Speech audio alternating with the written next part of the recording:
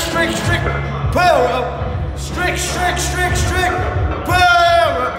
Yeah.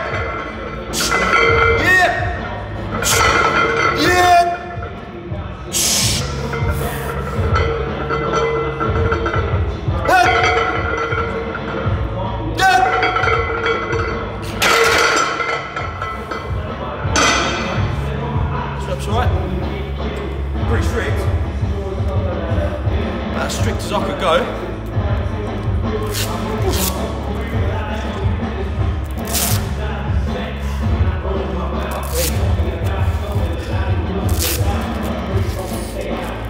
Me and Carlo had a discussion earlier, didn't we, Carlo? We did.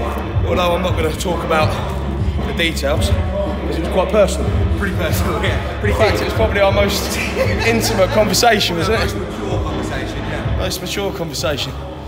Well, Carlo's had a few struggles, and to be honest, yesterday weren't the best for me either, but some people think even someone like me who pretty much has most things in life, you know, life is easy, but they don't believe that we have struggles too.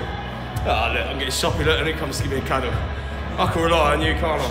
No. When you're feeling down, and you're feeling pissed off, and you feel like you're going to just flip or lose it, or you feel very delicate. You've got to be harder on yourself, I think. You've got to remind yourself that life doesn't owe you anything. Life owes you fuck all. Life is probably the hardest thing you're ever going to come up against. Harder than any human, harder than any material, harder than any job. Life is the fucking hardest thing that you're ever going to come up across. And life is unfair. There's no point in moaning saying, that's not fair. Life is unfair. You just got to learn how to deal with it. And you've got a choice. You either let it fucking knock you down and keep you down, or you just get back up and ask for more. And that's probably why you know, we do what we do while we're in the gym, because we're always asking for more pain, more punishment. Same as boxers do what they do, same as any athlete, I suppose, does what they do. That's what makes you the best at something. But there are so many different situations, there's so many different people out there in worse situations than yourself, than me. You know, you'll have somebody that will come home one day, he'll be on minimum wage on a night shift all week, and his missus would have run off with some guy, took his kids. Life ain't fair. He'll go to fight for his kids, and she'll claim domestic violence, even though there's probably never been any police reports, never been any photographs. But in family court, you don't need proof. You can claim domestic violence. What you should get, she'll get legal aid. And you're there on minimum wage, doing night shifts all week, and you're gonna have to pay. Life isn't fair. You get some people, their loved ones will die in a car crash. Christmas Eve, happens every year. Lose their whole family, like that. Life isn't fair. Get that poor girl that come to visit me, remember? At the Devon Classic show with her dad. And her dad messaged me a few months ago saying, do you remember my daughter? Same age as Aaliyah. And she said, of course I remember her. She came up to me 3-4 times asking me to sign stuff, asking me for photos, saying that she was going to be the coolest kid in school because she met me and I was her idol. And the night before that he messaged me asking if I remembered, she died in a car crash. That's his life. Gone. You actually started crying over that a lot. I did fucking cry, yeah. Yeah, I did cry. Because, fucking hell. Even gets you upset thinking about it now, doesn't it? Because she was the most beautiful little girl you could ever imagine, and she reminded me of Aaliyah. And it even hurt me. It still hurts me seeing her dad post pictures about her, even now, saying, I can't believe she's gone. Oh, well, this video's took a turn, innit? But this is me, this is real. What I'm trying to say is, in fact, it's probably the perfect point, actually. of what I was trying to say. There's always somebody out there worse. Do you know what I mean? Always somebody out there worse. True. And what you shouldn't do is you shouldn't compare your problems to somebody else's. Don't be gay, I don't need any tissue. Yeah, you fucking twat. Got a cold in, Aaron. Yeah, I've got a cold.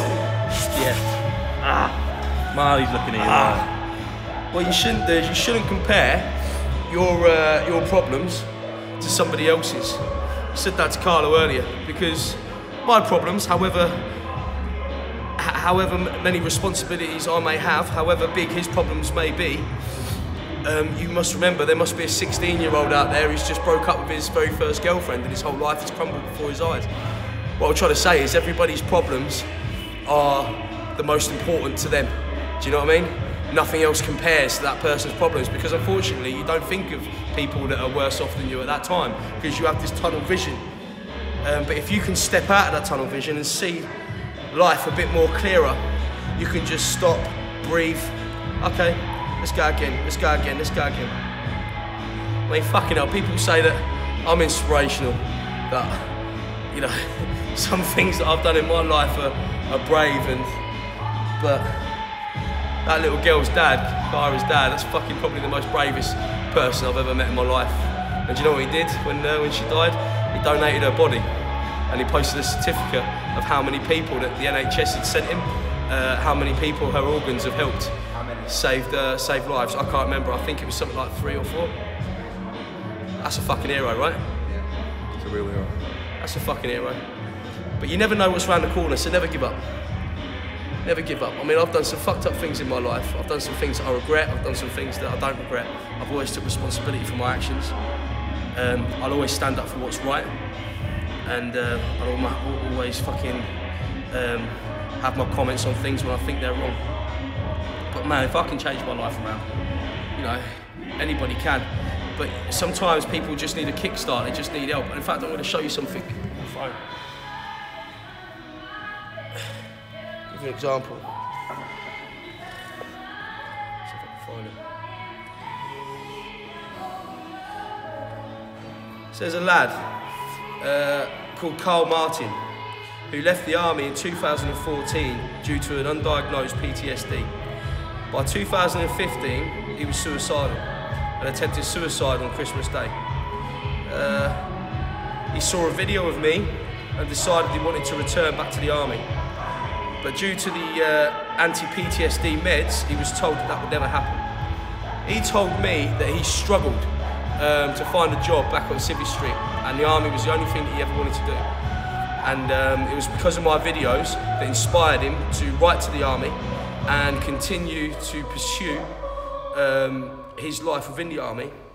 And because he was trying, 13 months later, he has a 5-year contract back in the British Army, albeit as a test case in the army, and will need 3 monthly assessments, but this is more than he ever expected. And now, this guy is the founder of the Folkestone Veterans Breakfast Club, where apparently a lot of veterans watch my videos and they're inspired by my videos. I have no fucking idea. I've never been in the army. I've been in some fucked up situations. I've nearly lost my life a few times. I do suffer from PTSD. I've been stabbed in the head. I've seen some horrific sights, but nowhere near what some of our men and women have experienced overseas. I haven't witnessed my friends being blown up. I haven't stood on anything and been blown up myself. So to me, they're inspiring. But this is what's happened. He's now founded the Folkestone Veterans Breakfast Club, and he asked me if I would come and visit him. So of course I said, yeah, I'll be fucking honoured to. And then I get this official invite from this army barracks saying that I've been formally invited to the Christmas ball at the officers' mess, and I'm going to be a guest of honour along with the Mayor of Folkestone in December. I would never, ever, ever in a million years think or vision myself sharing a dinner table with the mayor, Eddie Mayor, for that matter, and being a guest of honour at a place like that. Never in a million years. And things like that make me feel good about myself and good about what I do. And yeah, I've got my own problems. Yeah, I think about stuff. Yeah, I think, what's the fucking point? Yes, I think I help more people than what I do myself. But I suppose me talking like this and telling you what's on my mind, I suppose that's helping other people. And that sort of, I don't know, helps me deal with things in a different way. Anybody can do what they want to do, what they want to achieve in life. Everyone's capable. In fact, sometimes what you achieve probably isn't what you set out to achieve. I know I fucking, excuse me, I never set out to achieve this. No way. It's, my life has taken a serious alternative direction. But I'm not complaining. I have the best job in the world. Life owes you nothing, and don't be careful of what you wish for, because wishing to have what someone else has, somebody like me, you may not be able to deal with the negative effects of that. You know, dealing with the trolls, dealing with the fucking idiots, dealing with the people that see your head as a trophy, that just hate for no reason, dealing with ex-business partners that are just jealous, dealing with ex-relationships that just can't leave you alone and want to make sure that you're never in another relationship. You know, it's make sure you lose your family. You have to be, I don't even know how I deal with it. I'm not mentally strong, but I deal with it on a day-to-day basis. But it's sort of become my career. Never look at an idol and think, I want what he's got. Just think, if he can make a success of himself, then so can you. A bit like The Rock. I look at The Rock and I think, fucking hell, man, he's brilliant. The way he deals with his fans, the career he's got, the movies he's in, every video he puts up, it looks like every day is fun. And he inspires me and I think, fuck man, I want what he's got. I bet you he's got his own fucking problems too. I bet you he's got his own stresses, but he does what I do. He doesn't put up videos like that. He tells people, he talks to people like I am about depression. He's open with what he has and what he talks about, what bothers him. And he makes his funny videos like I do, and he tries to make people smile. You know, if you start showing other people that they're getting to you, they fucking won. Now I'm telling you now, if you're an ex-serviceman who's been blown up, you've lost your best friend, you've probably lost your mum through whatever illness she may have, you've probably lost, I don't know, a child, 2 children, you've probably lost your whole family in a car crash. Get the fuck off the sofa. Look at yourself in the mirror. Life doesn't owe you fucking anything. And I tell you now, the mum that you lost, the kids that you lost, your friends that you lost, would not fucking want to see you wallowing in your own fucking tears. Get yourself up and deal with it. Life fucking goes on. Never forget them. Never do that.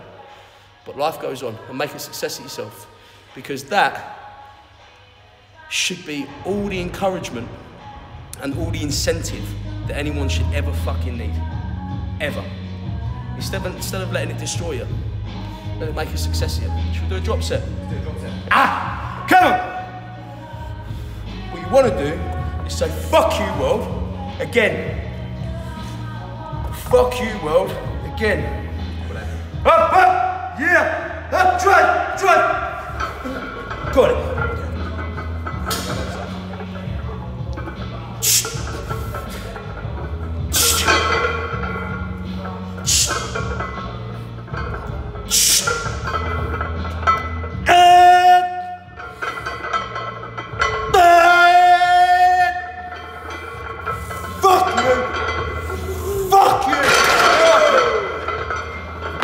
Move, Marty.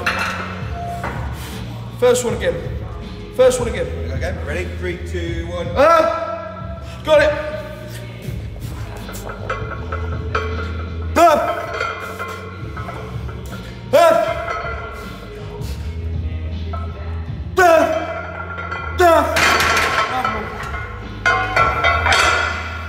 Nice one.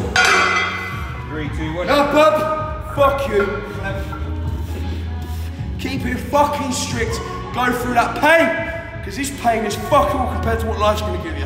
Fuck all. Again. Fuck all. Again. Fuck all. Again. Again. Again. Another way of looking at it is, I've lost people too. Some real fucking close people. But you know the way I look at it is, life took them, ain't fucking taken me yet. I'll tell you something, the day that death comes for me, you better fucking realise he needs a fucking army. Because I ain't fucking going easy. Fuck him, half a training, baby.